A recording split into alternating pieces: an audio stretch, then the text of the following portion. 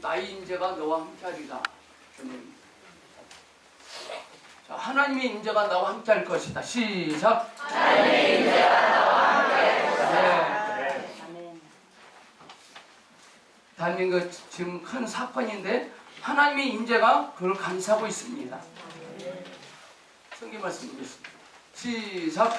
오세가 여호와의 거리에 오셔서 주께서 나라를 위하여 올라가 하시면서 나와 함께 우리들에게 예비하지 아니하시나이다.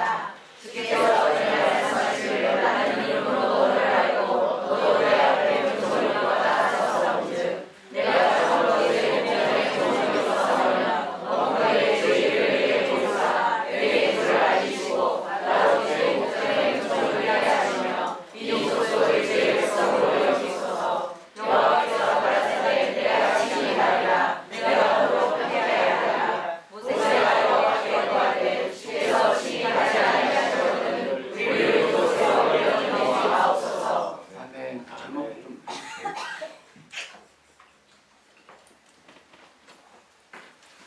오늘 임재에 대해서 함께 묵상할 테니까요. 어떤 분에게는 졸릴 수도 있고 졸릴 수 있습니다. 저라도 괜찮습니다.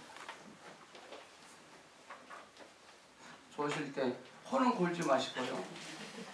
깊이 임재 가운데 들어가세요. 오늘 하나님께서 우리의 생각을 다 빼앗을 것입니다.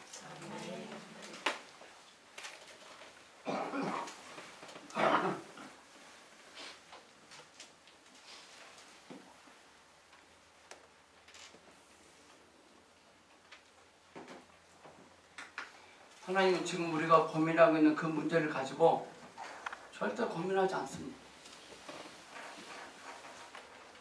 아침에 성경 공부 때 했던 찬송인데 내가 믿고 또 의지함은 내 모든 형편 잘 아는 주님 늘 돌보아 주실 것을 나는 확실히 아네.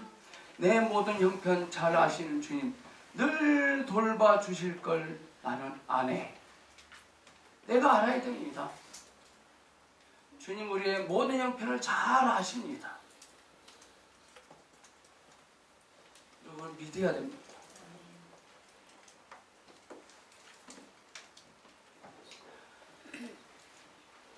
자, 창세기, 출애굽기, 레위기까지는 하나님의 통제의 원칙이 있지만 민수기, 신명기는 가나안 땅에 들어간 이스라엘 백성들의 삶의 규범과 원칙으로 주셨거든요.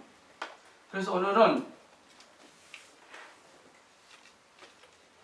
하나님의 약속하신 좋은 땅에 들어가는 이스라엘 백성들에게 하나님께서 원칙으로 주신 그 원칙을 세 가지 중에 하나만 함께 묵상하기를 원합니다. 애굽에 있는 이스라엘 백성들에게 약속하신 것이 있었죠. 자, 아브라함에게 약속하신 것이 무슨 땅이죠? 아브라함에게 약속하신 땅이 내가 내게 지시할 땅이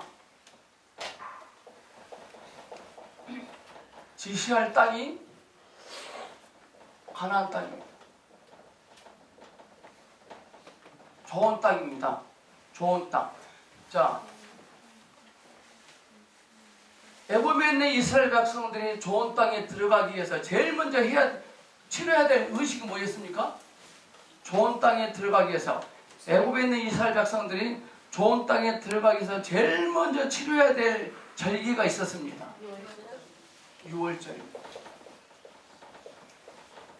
6월절 하면 떠오르는 것입니까? 어린 양입니다. 이걸 오늘날로 말하면 예수 그리스도입니다. 예수님이 우리의 어린 양이실 뿐만 아니라 우리의 6월절이 되십니다. 이들이 반드시 좋은 땅에 들어가기 위해서 어린 양을 잡아서 피를 문 좌우에 바를 때 죽음의 사자가 통과한다 그랬습니다.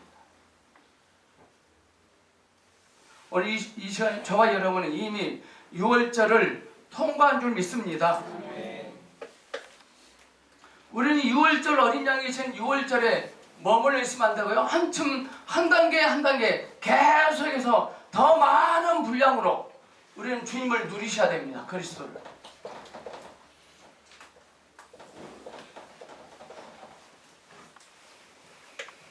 한 번 누림으로 절대 안 됩니다. 앞으로 저와 여러분의 삶은 그리스도 안에서 계속 누림이 있을 것입니다. 아멘. 우리는 생각을 누림만 생각해야지. 누림을 생각해야지. 누림을 생각하셔야지. 반대로 느림을 생각하면 안 됩니다. 늘 우리는 어떤 타인에게 말할 때 누림을 말을 하셔야 돼요. 예수님은 수가성녀에게 느림을 말했습니까? 누림을 말했습니까? 누림을 말했습니다. 요한복음 보면 각 장마다 그 속에는 누림이 있었어요. 누림이 되려면 조건이 뭡니까? 자기의 부족함을 알아야 돼요. 늘 주님의 누림은 우리의 부족하다는 사실을 인식하는 순간 우리는 누림이 시작되는 것입니다. 아멘. 부족하다는 것 때문에 낙심하지 마세요. 부족하다는 것 때문에 싸우지 마세요. 부족하다는 것 때문에 성질 내지 마세요.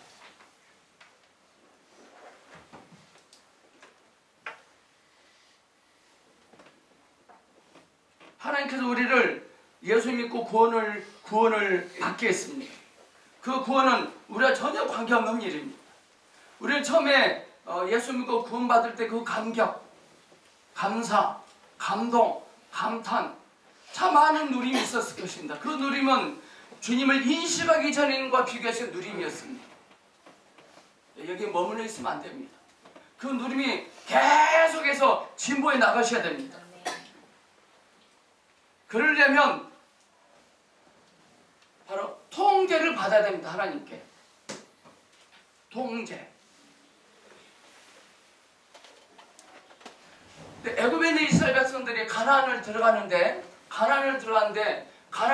절대 개인적으로는 들어갈 수 없습니다. 어떤 단체, 연합안에서 우리는 들어갈 수 있는 거거든요. 좋은 땅에 들어가기 위해서 그 땅을 점령하려면, 즉 만유를 포함한 그리스도 안에서 누림이 가능하려면 개인이 자리에서는 절대 안 됩니다. 어떤 단체적인 백성에 의해서만 이루어질 수 있습니다.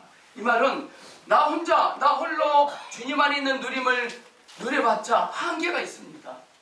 나의 누림이 어느 누구에겐가 흘러가고 있어야 됩니다. 아멘.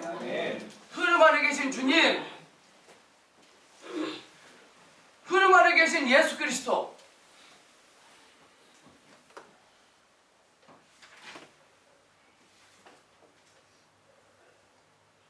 자, 우리가 단체적인 한 백성에게는 몇 가지 통제하는 원칙이 필요합니다. 만약에 단체적인 백성에게 통제하는 원칙이 없으면 뭐가 될까요?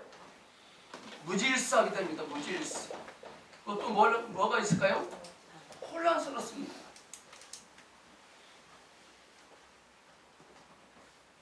가지가 나무에 붙어있지 아니하면 무질서하게 되고 혼란스러워 결국은 말라서 비틀어집니다. 저와 여러분의 인생이, 여러분의 신앙생활이 주님으로부터 통제받는 삶이 없다면 무질서하게 되고 혼란이 지배할 것입니다. 우리 질서가 없다면 우리는 손상을 당할 것이고 사탄과 연결됩니다. 결국은 좋은 땅에 들어가지 못합니다. 그리스도 안에서 누림을 상실하게 됩니다. 오늘 그 누림을 말할 겁니다. 누림. 오늘 성경 말씀 보면 하나님께서 이스라엘 백성들을 통제하는 원칙이 있었는데 그것은 구름 기둥과 구름으로 통제하셨고 밤에는 불로 통제하셨습니다. 여기서 성령님께서 우리에게 말씀하시고자 하는 핵심은 구름 기둥의 성격, 구름 기둥의 모양, 불 기둥의 능력을 말하는 것이 아니라 그 기둥 안에는 주님의 임재를 우리에게 보여주기를 원하십니다. 아멘. 이 기둥들이 있어서 주님의 임재가 통제하는 원칙입니다.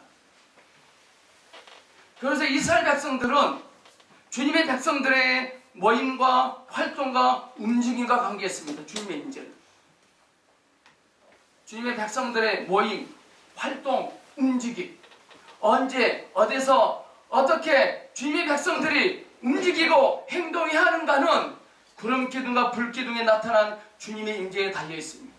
우리가 언제 땅을 사야 되고, 언제 집을 장만해야 되고, 언제 자녀들을 출가시키고, 어떤 직장을 갈 것이고, 언제 아파트를 사야 될 것이고, 어느 학교를 가야 할 것이고, 어떤 직업을 택해야 할 것인가는 우리에게 있지 않고 주님의 임재에 달려 있습니다. 목사님, 주님의 임재를 기다렸다가 안 나타나면 어떻게 해요? 좋은 직장 다 지나가 버릴 것인데. 이스라엘 백성들은 홍해를 건너가기 전에 움직여야 될지 말아야 될지 그들이 고민하기 전에 구름이 앞서 그들을 인도하셨습니다. 늘 그들은 낮에는 구름을 보면 될 것이고 밤에는 불을 보면 될 것입니다. 우리의 환경이 형편이 좋건 우리의 환경이 혼란스럽고 어두컴컴하건 늘 그 속에는 임재가 있습니다. 아멘. 자, 우리에게 주님의 임재가 우리와 함께 간다면 우리는 반드시 그 땅에 들어가서 그 땅을 누릴 수 있을 것입니다. 이 누림은 우리의 어떠함으로 누리는 것이 아닙니다. 누림의 이익은 이미 벌써 하늘나라에서 완성이 됐어요. 그래서 주님께서 보좌 우편에 앉으신 겁니다. 그래서 좌행참의 첫 번째 원리가 뭡니까? 좌하라 그랬습니다. 앉아 있는 거예요. 앉아 있는 자에게는 앉아 있다는 것은 설 수 있는 힘이 생기고 있는 겁니다. 목사님 평생 앉아만 있으면 어떻게 해요? 아닙니다. 앉아 있다는 것은 설 수 있는 힘이 지금 생기고 있는 겁니다. 오늘 주님께서 출애굽기 33장 14절에 모세에게 이렇게 말씀합니다. 나의 임재가 너와 함께 가리라. 내가 너로 평케하리라고 약속하신 것을 우리가 기억합니다.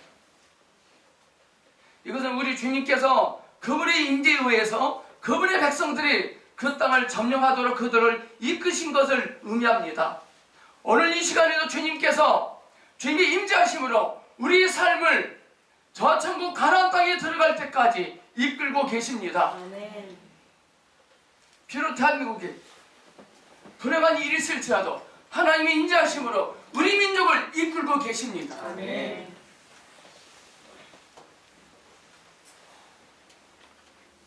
그때 모세가 이렇게 말합니다. 당신의 임재가 함께 가지 아니한다면 우리를 이곳에서 올려보내지 마옵소서. 그럼 주님이 함께 가지 아니하시면 우리를 올려보내지 마소서. 또 모세 이렇게 말합니다. 주님의 임재가 그와 함께 가야 한다고 요구했습니다. 주님 나와 함께 가셔야 됩니다. 그렇지 않으면 가지 않을 겁니다. 말했다는 거예요. 나의 임재가 너와 함께 가리라. 임재가 갈 것이다. 임재가 갈 것이다. 그것은 그분께서 가신다는 의미가 아닙니다. 우리는 그분께서 가신다는 것과 그분의 임재가 가는 것은 다릅니다.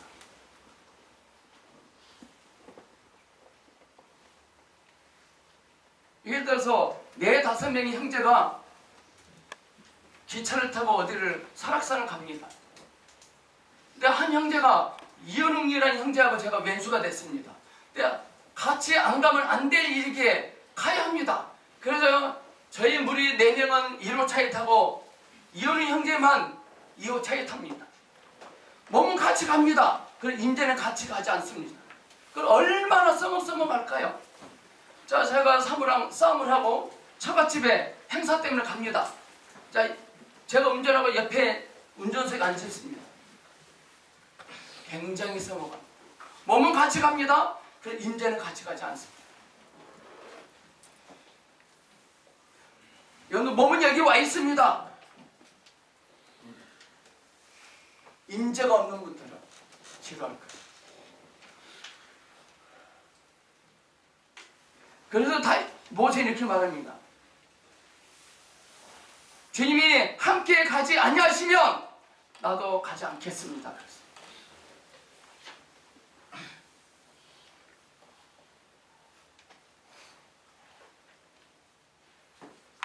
나하고 이혼 전사님이 그걸 풀지 않고 목적지에 도착합니다. 식당에서 밥을 먹습니다.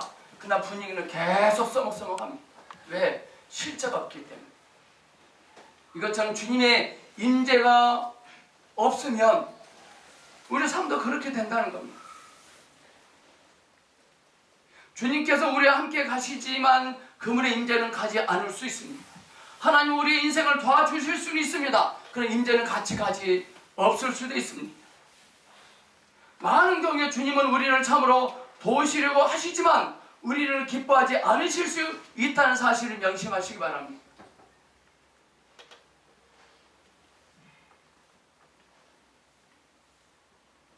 우리들은 하나님의 도우심을 받을 수 있습니다. 그러나 그분의 임재는 잃어버릴 수 있습니다. 하나님 우리를 목적지로 데려가고 우리를 축복하시겠지만 그 여행 내내 그분의 임재를 느끼지 못할 수 있습니다. 여러분 삶 속에서 주님의 임재를 느끼고 계십니까? 주님의 임재를 느끼지 못하면 양을 봅니다. 양을 봅니다. 없는 것만 봅니다. 늘 불평불만입니다. 이스라엘 백성들처럼 하나님은 이스라엘 백성들을 40년 내내 도와줬지만 그분의 임재는 거기 없었습니다. 다윗은 광야에서 헤매고 방황하고 또다른 인생을 사는 것 같지만 거기는 주님의 임재가 있었습니다. 여러분의 삶 속에, 여러분의 환경 속에, 여러분의 과정 속에, 여러분의 일터 속에, 여러분의 생각 속에, 여러분의 비전 속에 그분의 임재가 있습니까? 우리는 하나님의 도우심을 받아서 어떤 일이 성취가 됐습니다. 어떤 일이 풍성하게 됐습니다. 그런데 거기에는 꼭 반드시 임재가 있다고는 볼 수 없는 겁니다. 그래서 교회 안에서 성경 안에서 절대로 잘하고 했다, 못하고 했다, 크다, 작다, 성공했다, 실패했다, 좋다, 나쁘다, 그건 비성경적입니다. 주님은 반대로 말씀하셨습니다. 적게 있는 것은 좋다, 그러나 없는 것은 더 좋다 그랬습니다.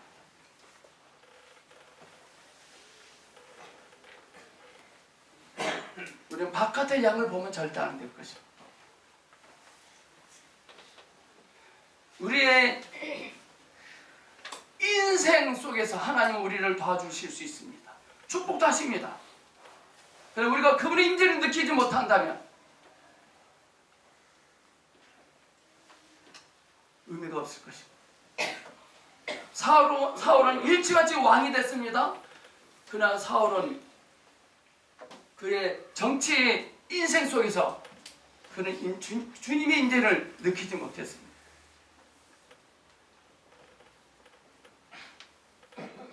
하나님은요, 이스라엘 백성들을 돕지 않으면 안 되셨습니다. 하나님은 이스라엘 백성들을 틀림없이 도우셨습니다. 하나님은 틀림없이 홍해를 건너가게 하셨습니다. 하나님은 여리고성을 틀림없이 무너뜨리게 하셨습니다. 하나님은 틀림없이 요단강을 건너가게 하셨습니다. 하나님은 틀림없이 여러분의 아파트 평수를 늘려주십니다. 그러나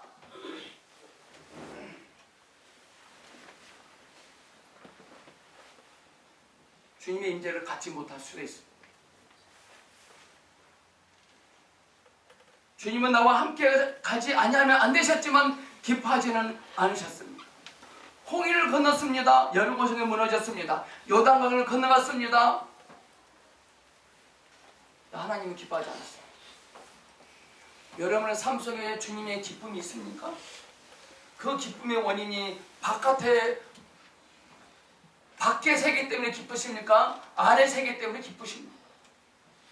기쁨의 동기가 무엇입니까?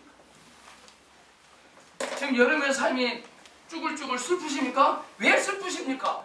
바깥 때문에 슬프십니까? 안에 때문에 슬프십니까? 인생이 기쁘십니까? 바깥 때문에 기쁩니까? 안에 때문에 기쁘십니까?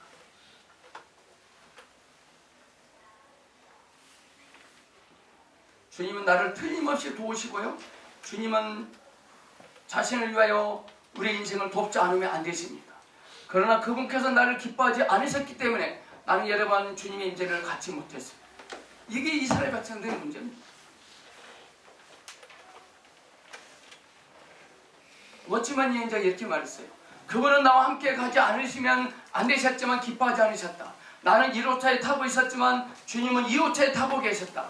그분은 나와 함께 가셨지만 내가 그분께서 기뻐하지 않으신다는 것을 깨닫도록 그분의 임재를 거두어 가셨습니다.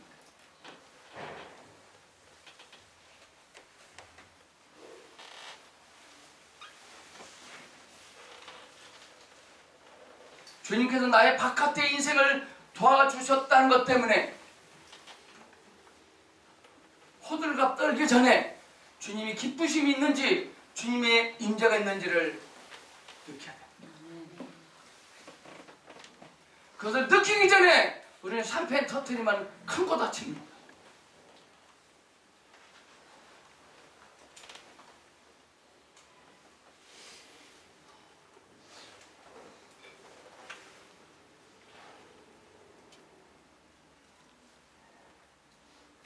오늘 저와 여러분은 주님께서 도와주시기만 하면 그것으로 족하다고 생각하면 안 됩니다.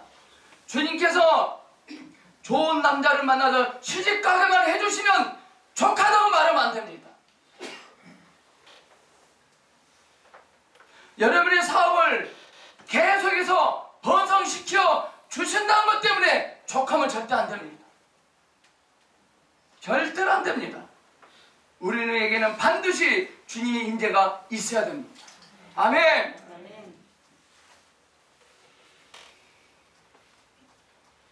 제가 우리 선배랑 어디 설악산을 놀러 갑니다. 그다음 밤에 대판 싸움을 했습니다. 도장을 찍네 마네. 내가 결혼할 때 선물 좀 반지를 뺏어가네 못 뺏어가네 주네 마네 그 실례를 했습니다. 놀러 갑니다. 기분이 어떨까요?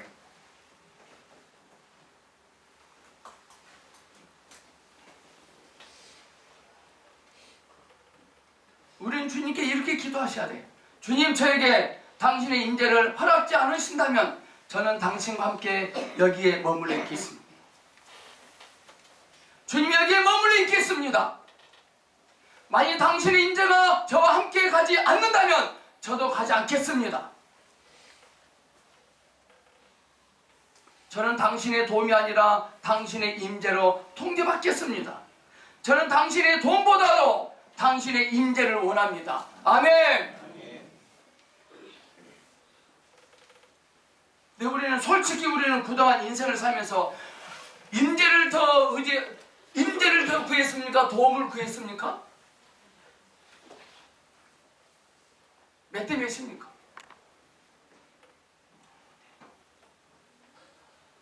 우리 거의 기도 제목 쳐다보면 도움이 90%고 10%가 임재입니다. 주님, 저에게는 당신의 임재가 있어야 됩니다. 아멘. 주님, 저에게는 주님의 임재가 있어야 됩니다. 아멘. 그게 다이십니다. 여호와는 나의 목자시니 내게 부족함이 없으리로다. 그게 그 말입니다.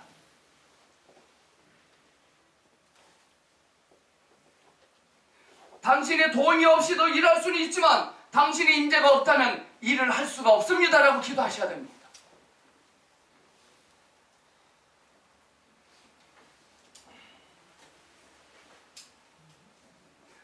많은 형제 자매들이 이 형제가 와서 이렇게 말한답니다. 형제님, 주님은 정말로 저를 도와주셨습니다. 그 아파트 47평 샀습니다. 직원 20명이나 보내놨습니다. 은행 잔고가 매덕이 있습니다. 그럴 때 이 형제님은 항상 그들에게 이렇게 질문한답니다. 여러분은 주님의 임재를 느끼셨습니까? 그분의 도움은 받았지만 그분의 임재 또한 느꼈습니까? 라고 묻는다는 거예요. 우리도 항상 자신에게 그런 질문을 던져야 됩니다. 주님의 도움을 받는 사람은 많지만 주님의 임재가 함께하는 사람은 정확히 적습니다. 정말 오늘 이 시간 우리들 깊은 속에서 주님께서 함께 계신다고 느끼고 있는지 느껴봐야 돼요. 이 기쁨의 근원이 뭔지, 이 슬픔의 근원이 뭔지, 바깥 때문에 그런지 내 안에 때문에 그런지 보셔야 됩니다. 밖에 어떠함 때문에 기쁘고 싶은 것은 거품입니다. 주님은 내 안을 접촉하기로 하십니다. 주님은 내 안을 해결해 주시기 위해서 오셨습니다. 주님은 내 안에 관심을 갖기 위해서 오셨습니다. 근데 우리는 늘 바깥쪽에 관심이 있어요. 늘 사람을 살피다도 바깥을 봅니다.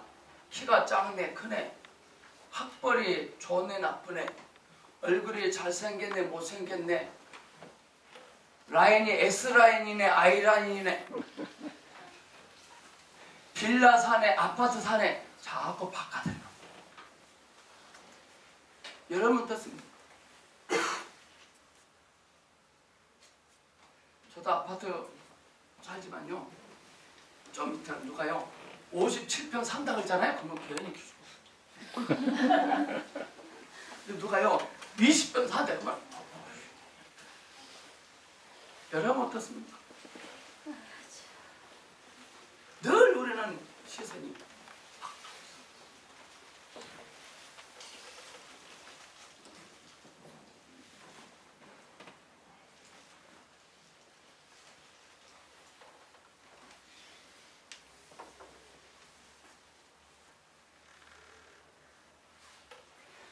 주님의 바로 그 웃는 미소가 우리 안에 들어와 있습니까?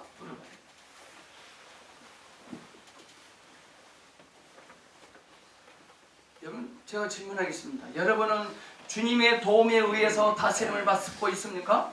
그분의 임재에 의해서 다스림을 받고 있습니까? 주님의 도움 때문에 기뻐하십니까? 임재 때문에 기뻐하십니까?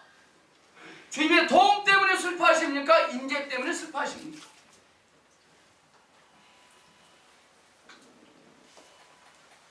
주님의 축복에 의해 다스림 받고 있습니까? 주님의 웃는 얼굴에 의해 다스림 받고 있습니까?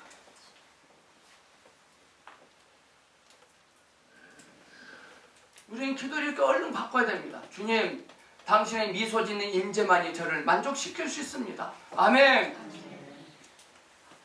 저는 주님의 영광스러운 얼굴의 웃음 외에는 아무것도 원하지 않습니다. 주님, 저는 주님의 얼굴 외에는 구하지 않겠습니다. 저에게 당신의 웃는 얼굴이 있는 한 하늘이 무너지거나 땅이 꺼져도 근심할 것이 없습니다. 배가 바다로 가라앉아도 저는 근심할 것이 없습니다. 라고 말하셔야 됩니다.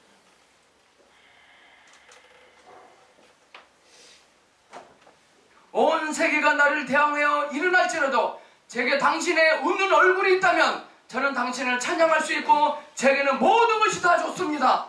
가져야 됩니다. 그게 누굽니까? 그게 작은 계집아이예요. 감옥에 잡힌 요셉이 그랬어요. 뒤늦게 수가성 여인이 그랬어요. 그러나 반대로 부자 청년은 그렇지 않았어요. 부자 청년은 삶이 기뻐하는 삶을 살았어요. 동기가 뭡니까? 바깥 것 때문에.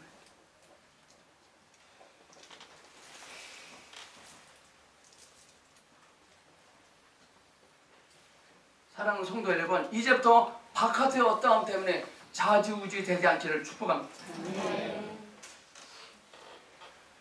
내가 믿고 또 의지함은 내 모든 형편 잘 아는 주님, 늘 돌보아 주실 것을 나는 확실히 아네. 임재입니다. 이게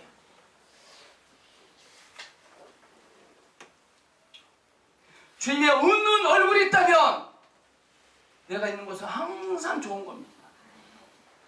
좋다는 기준과 근거는 예수 그리스도예요. 이 땅에 있지 않아요. 아멘! 그런데 또 안산 단원고 와서 좋다고 하면 안 됩니다. 맞아 죽습니다. 주님은 나의 인재가 너와 함께 가리라고 말씀하셨습니다. 이 주님의 인재와 웃음이 바로 통제하는 원칙입니다. 우리는 주님에게서 어떤 것을 받지만 동시에 주님의 인재를 잃어버릴까 두려워하셔야 돼요. 여러분들, 주님이 나에게 말씀을 안 하실까봐, 주님이 나에게 은혜를 안 주실까봐 두려워한 적 있으십니까? 우리는 이런 것은 두려워합니다. 이번 기도 응답 안 하면 어떡하냐 두려워합니다. 그 두려움보다 주님의 인재하심을 잊어버릴까봐, 주님의 은혜를 걷어가실까봐 우리는 두려워하죠.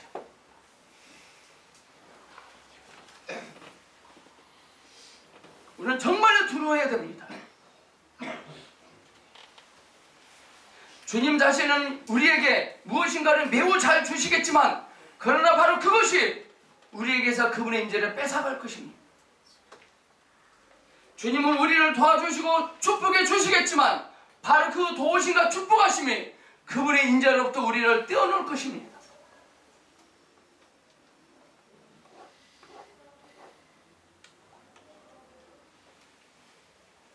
이것은 보통 문제가 아닙니다. 만만치 않은 문제입니다. 우리는 주님의 도움을 택할지 주님의 인재심을 택할지 자신이 결정하셔야 돼요.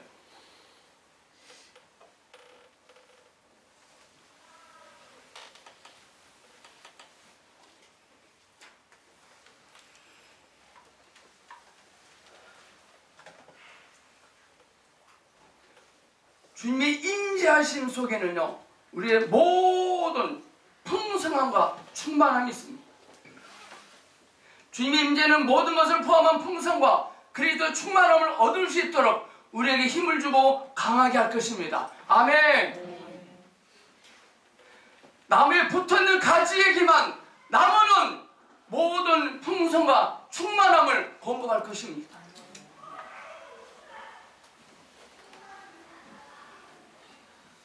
주님의 임재하심, 얼마나 놀라운 능력입니까? 얼마나 놀라운 힘입니까? 이건 교리가 아닙니다. 가지가 나무에 붙어 있을 때 절로 과실을 맺나니, 이건 교리 아닙니다.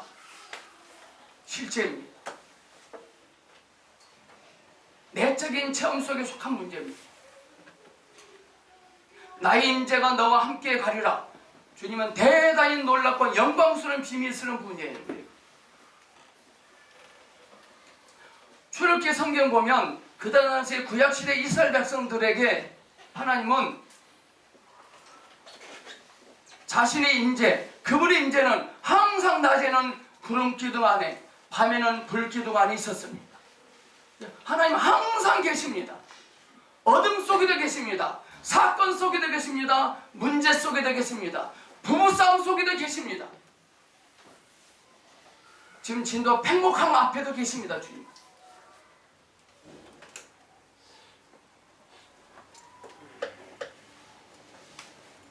태양이 빛나고 있는 낮에는 구름이 있었고요, 밤에 어둠 속에는 불이 있었습니다. 하나님의 백성들에게 나타난 하나님의 임재는 낮에는 구름이었고 밤에는 불이었습니다. 아멘. 여기서 중요한 것은 구름은 뭐고 불은 뭐냐 이거죠.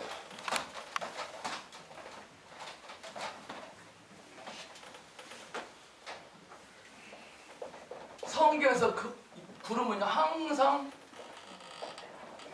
그분의 영입니다.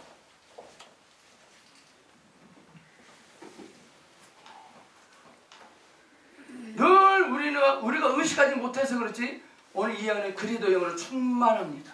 네. 지금 이 안에는요 MBC 주파수, KBS 주파수, SBS 주파수, 그다음에 채널A 주파수, 그다음에 TV 조선 주파수 꽉 차 있습니다. 틀기만 하면 나옵니다. 우리의 귀를, 우리의 마음의 문을 활짝 열면 그리스도의 주파수가 열릴 것입니다. 아멘. 구름은 영을 상징합니다. 자, 우리의 삶에서도 성령은 때때로 구름과 같이 우리에게 임하십니다. 근데 우리는 그 영을 설명할 수 없습니다. 체험한 사람은 압니다. 느낌으로 합니다.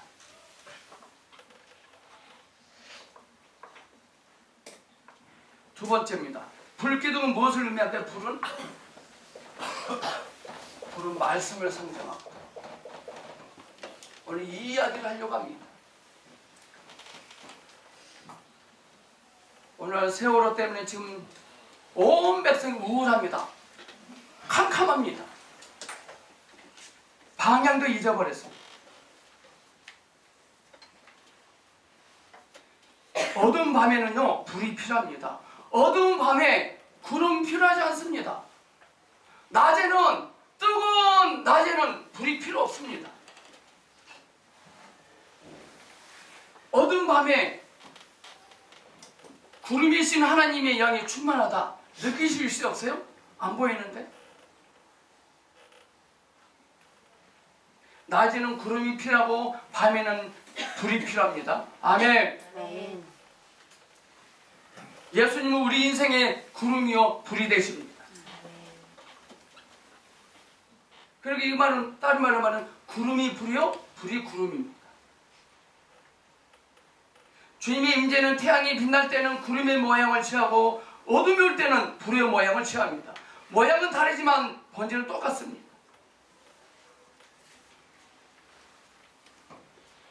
자, 구름은 양이요, 불은 말씀입니다. 자, 우리가 쉽게 구름을 따라갈 수 있습니다. 그러나 우리의 상황은 밤과 같고 우리의 상황은 어둠 속에 있습니다. 또 우리들은 자신의 영을 신뢰할 수도 없고 우리의 영은 아주 많이 혼란스럽습니다. 그런 상황에서 우리는 말씀을 신뢰하셔야 됩니다. 혼란스럽고 헷갈린다. 그럼 말씀을 의지해야 됩니다. 말씀은 세 가지 용도가 있습니다. 말씀. 첫째, 우리의 인생을 나쁜 것은 태웁니다. 또 우리를 빛나게 합니다. 셋째, 우리를 밝게 합니다. 시편 119편 105절에 우리가 잘 아는 말씀이 있죠. 주의 말씀은 내 발의 등이요 내 길의 빛이다라고 말했습니다. 하늘이 아주 맑고 모든 것이 매우 밝을 때는 구름으로 충분합니다. 아멘. 그러나 어둠이 하늘을 가릴 때는 어느 것이 구름이고 어느 것이 구름이 아닌지를 분간할 수 없습니다. 그때 우리는 불을 따라가야 됩니다.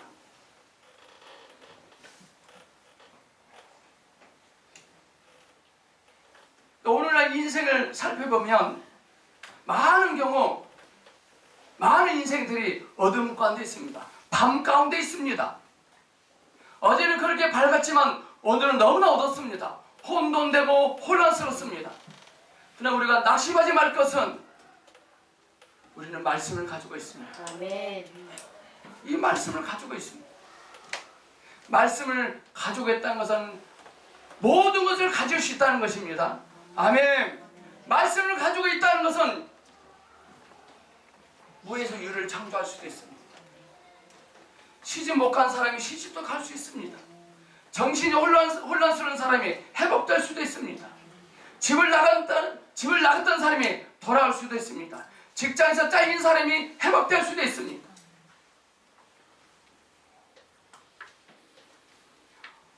어두운 밤에는 구름이 필요 없어요. 불을 켜면 돼요. 불은 동시에 우리 인생을 밝게 비춰줄 겁니다.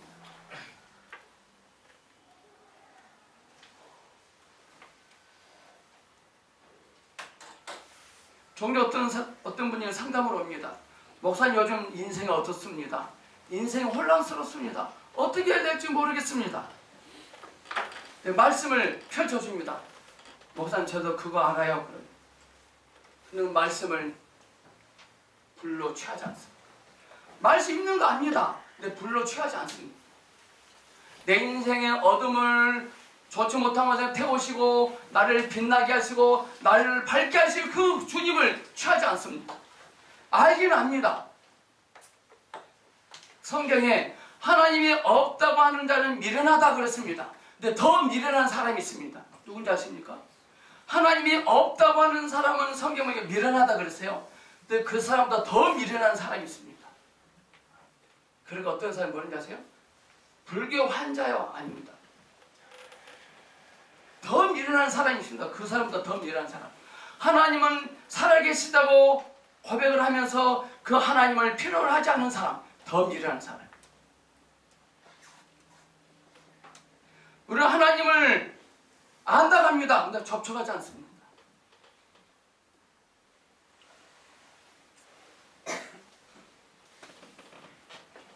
인생 어떻습니까? 주님을 찬양하십시오.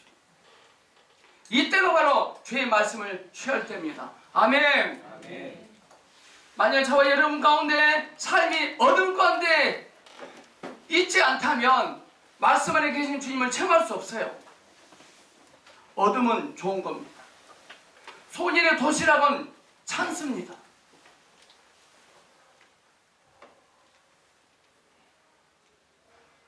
소년의 도시락은 적게 있는 것이 아니라 그건 찬스입니다. 그 소년이 가지고 있는 도시락 내용물이 뭔지 아십니까? 소년이 가지고 있는 도시락 내용물, 물고기 보리떡 5개와 물고기 2마리. 전에 배웠죠? 보리떡은 부활하신 주님입니다. 성경에서 오는 책임을 진다는 의미가 있습니다. 부활하신 주님은 우리 인생을 책임지십니다. 보리는 식물의 생명이죠. 식물의 생명은 우리 인생을 산출시킵니다. 물고기 2마리, 물고기는 동물의 생명입니다. 동물의 생명은 구속하는 생명입니다.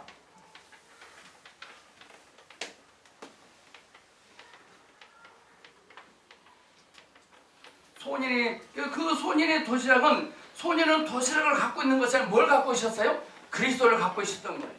아멘. 아멘. 어떤 환경 속일지라도 거기는 반드시 그리스도는 있습니다. 우리 어떤 환경 속에 있을지도 거기는 소년의 도시락은 있습니다. 주님께 고백해야 된다. 주님, 소년의 도시락입니다. 라고 해야 된다.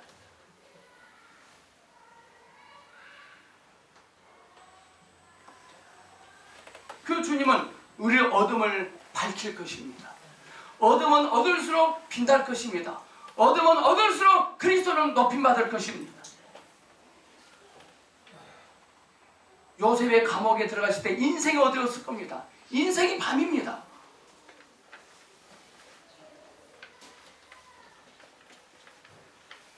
우리의 불평, 불만이 뭐죠? 우리의 불만이 뭡니까? 우리의 불평의 원인이 뭐냐? 주님, 인생이 너무 어둡습니다. 인생이 밤입니다. 이러다 인생 끝나겠어요. 언제 아침이 올까요? 라고 말합니다. 우리 아침 인생 그리스도는 거기 계셔요.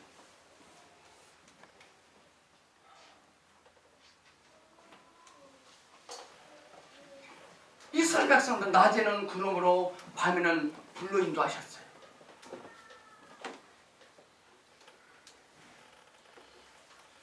우리 인생의 어둠 가운데 있을 때 말씀 안에 계신 그 주님을 체험할 수 있는 게 얼마나 좋은지 모릅니다.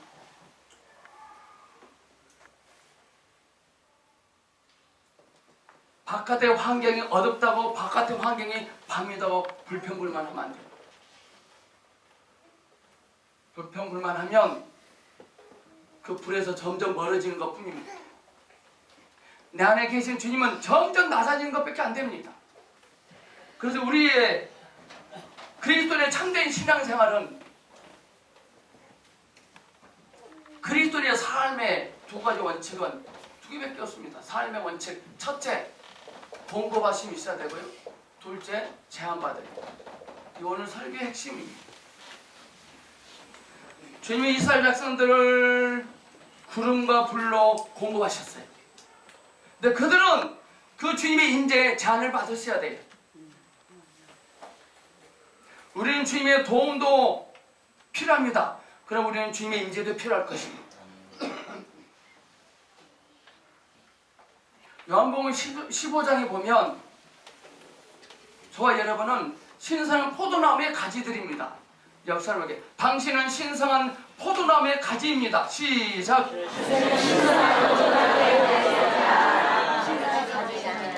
어떤 가지가? 하나님, 많고 많은 나무 중에 별 보이는 왜 포도나무 가지입니까? 소나무 가지가 되게 해주시지. 그걸 뗄감으로 씁니다.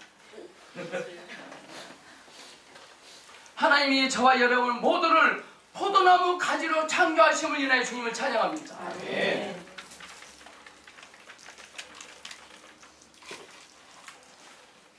포도나무의 생명과 포도나무의 봉성과 포도나무의 풍성함과 포도나무의 부유함은 다 가지 속에 있습니다.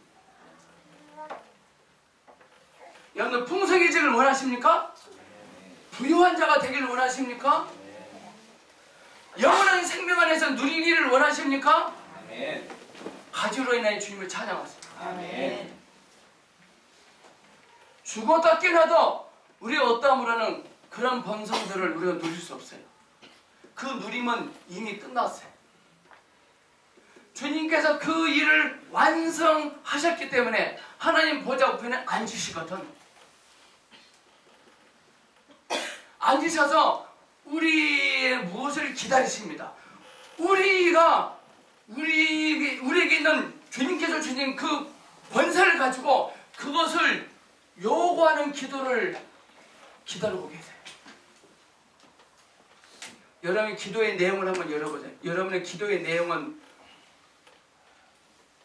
메시지가 어떤 내용인지.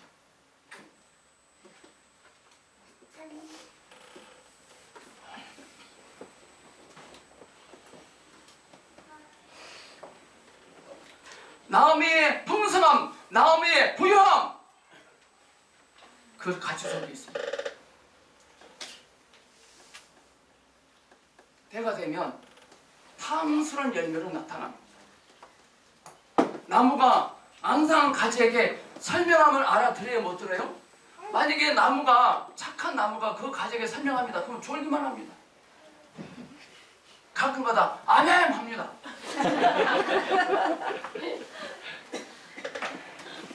여러분 하나님의 기적은 설명될 수 없습니다. 만약에 하나님의 기적이라고 하면서 설명을 한다? 그건 기적 아닙니다. 나무가 가지에게 설명을 한다고 설명이 알아들을까요?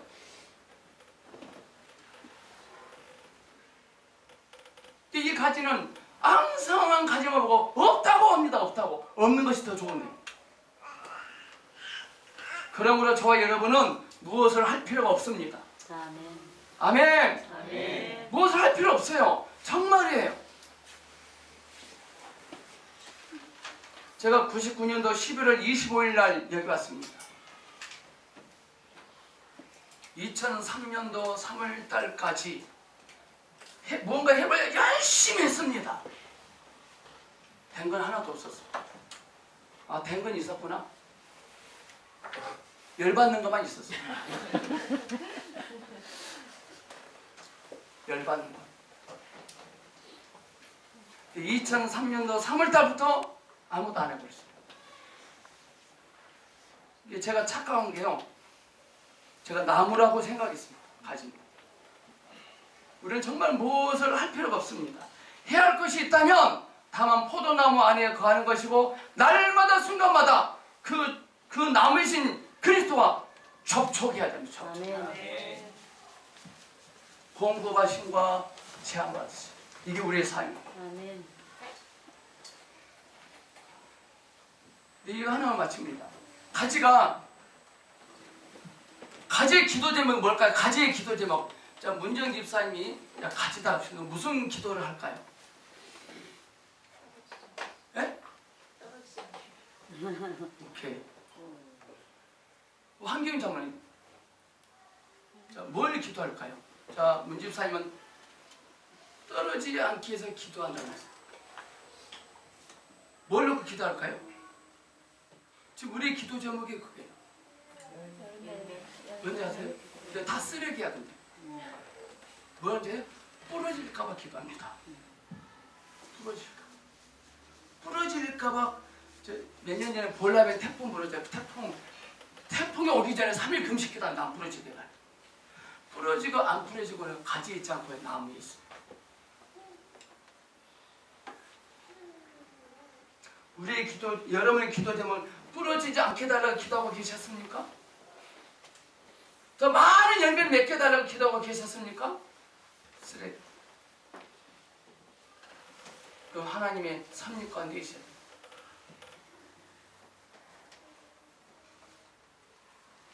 만약에 나무가 한해지 가지인데 열매가 5송이가 맺기를 원했었는데 하도 40을 금식도 해버리니까요 10송이를 맺게 해줬어요. 그러면 어떻게 될까요? 상품 값어치가 떨어지고요 결국은 부러집니다. 부러지려면 금식기도 하세요. 부러지려면 더 많이 맺게 해달라고 기도하세요. 요한복음 15장 2절에요. 더 많은 과실을 맺게 하시려고 깨끗게 하신다 그랬습니다. 더 많이 맺고 안 맺고는 나무에게 달려있지 가지가 있지 않아요. 여러분이 원하는 것보다 더 많은 열매를 맺기를 원하십니다. 자, 여러분 봐보세요. 자, 이 나무가 고생을 해서 이만한 가지가 이만큼 성장했습니다. 이만큼. 이제 또 열심히 해서 이만큼 됐습니다. 가지가 이만큼 성장할 때 잘 살펴주다가 이만큼 성장한 후에 잘라버립니까?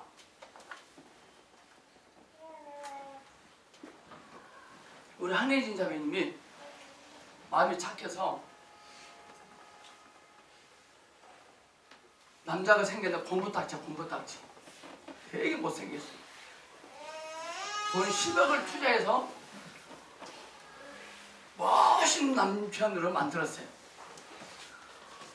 한다는 말이 당신 내가 공부딱지 때는 사랑했는데 장동건처럼 생겼으니 재수없으니까 너 나가. 절대 안 그럽니다. 더 사랑할 것이.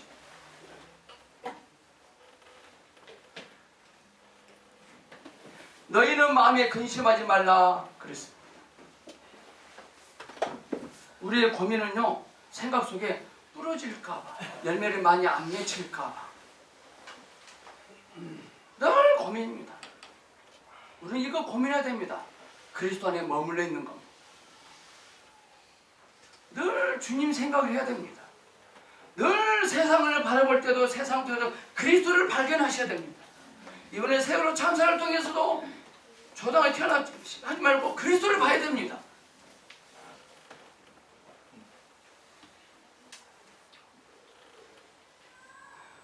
저 시청 앞에 가니까 노란 2번 이렇게 붙여가는 코너 있더라고요. 저도 하나 썼어요. 거기다가 더 나은 삶을 향하여 써놨습니다. 또 걷다 어떤 사람들이 더 좋은 곳으로 가소서. 예수도 안 믿는데 더 좋은 곳으로 가?